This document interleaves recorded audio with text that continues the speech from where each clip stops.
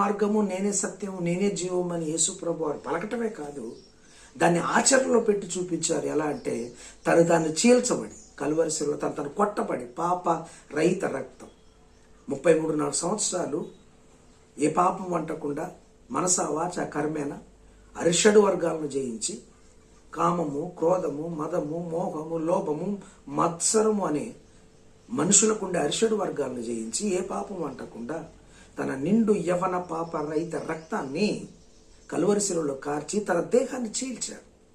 ఎప్పుడైతే తన దేహం చీల్చబడి రక్తము ఒలికిందో ఒక మార్గం ఏర్పడింది. ఎందుకంటే ఆ దేహము చీల్చబడటం ద్వారా, ఆ రక్తం కారటం ద్వారా అపవాది ఓడిపోయాడు, పాపము ఓడిపోయింది, శాపము విరగొట్టబడింది, లోకం మీద జయం వచ్చింది.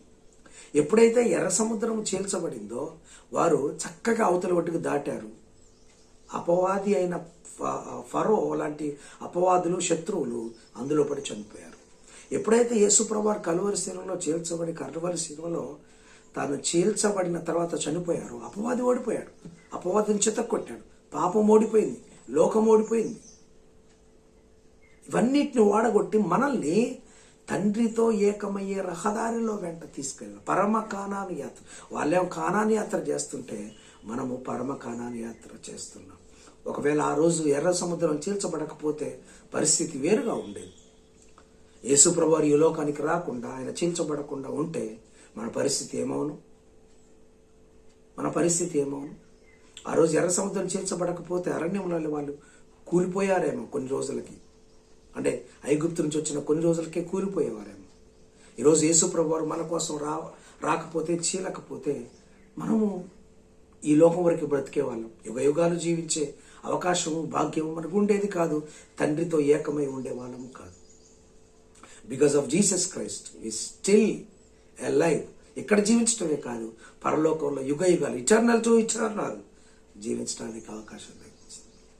ఎర్ర సముద్రం చీల్చడం ద్వారా వారు కానాను యాత్ర చేస్తే, యేసు ప్రభు వారి దేహము చీల్చబడటం ద్వారా మనకొక మార్గము, అది ఇరుకు మార్గమైన పరలోకపు మార్గానికి వెళ్ళే పరమ కానాను మార్గం చేశారు. అందుకే ధైర్యంగా నేను తప్ప తండ్రి యొద్దకు వెళ్ళటకు మరో మార్గమే లేదని యేసు ప్రభు వారు స్టేట్మెంట్ ఇచ్చారు.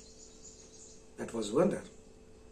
ఆయన ద్వారానే తప్ప ఇంకేలా. ఆయన మార్గం ఉన్నాడే, నేనే మార్గం, నేనే సత్యం, నేనే జీవం, నేను తప్ప లేదు.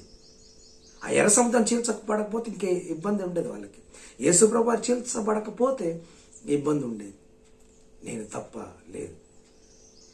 ఈరోజు చాలామంది ఏదేదో మార్గంలో ఉంటున్నారు, ఏదేదో పయనంలో ఉంటున్నారు, ఏదేదో చేరుకోవాలనుకుంటున్నారు, ఏదేదో సాధించాలి అనుకుంటున్నారు. అయితే ఒక్క మాట, యేసు ప్రభు వారి దేహము చీల్చబడింది, ఒక మార్గాన్ని సుగమం చేసింది. అది సన్మార్గం, సత్య మార్గం, జీవ మార్గం.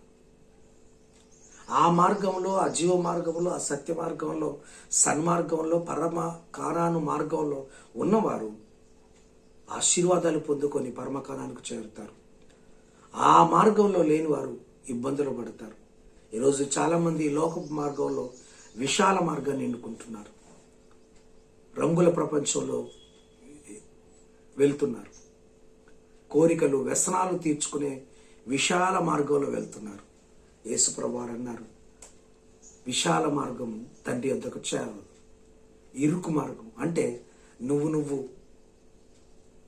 భద్రపరుచుకొని, పదిలపరుచుకొని, పాపమును విడిచిపెట్టి, లోకాశలకు, లోక కోరికలకు, లోక తలంపులకు, శరీరాశలకు, నేత్రాశలకు వెళ్లకుండా నీకంటూ ఒక డిసిప్లిన్ లైఫ్ను పెట్టుకొని, క్రమశిక్షణ కలిగిన భక్తి జీవితాన్ని కలిగి ఉండి నువ్వు ముందుకు వెళ్తుంటే దేవుడు ఖచ్చితంగా నీకు సాయం చేస్తాడు.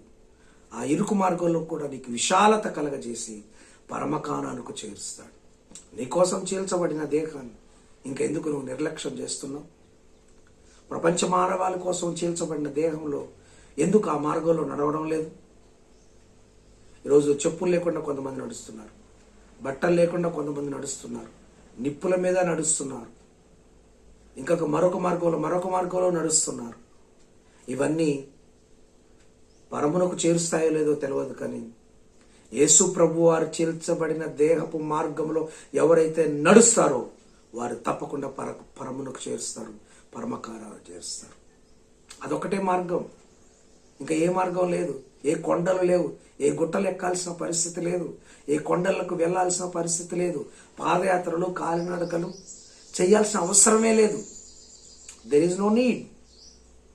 ఆల్రెడీ ఆయన పాదయాత్ర చేసి చీల్చబడి మనకు ఒక మార్గాన్ని సుగమం చేసినప్పుడు ఆ మార్గంలో మనం వెళ్లకుండా ఇంకేదో మార్గము, కొండల మార్గము, గుట్టల మార్గము, నిప్పుల మార్గము, మెట్ల మార్గము, ఇలా మార్గాలను ఎన్నుకుంటూ వెళ్తూ ఉంటాం. అవి స్వర్గానికి తీసుకువెళ్ళవు. యేసయ్య మార్గమే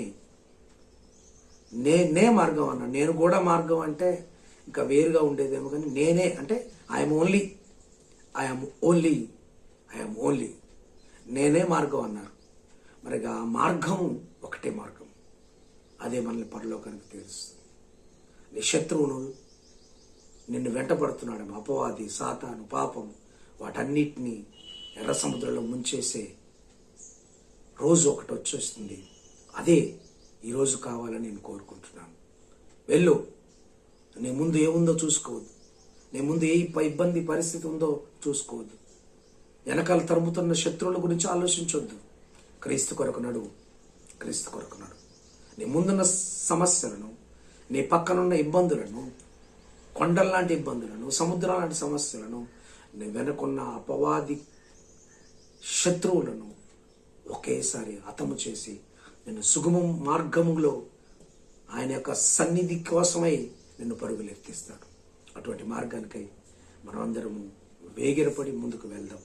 దేవుడు అట్టి అవకాశాన్ని మనందరికీ దయచేయను గాక. God bless you. ఆమెన్.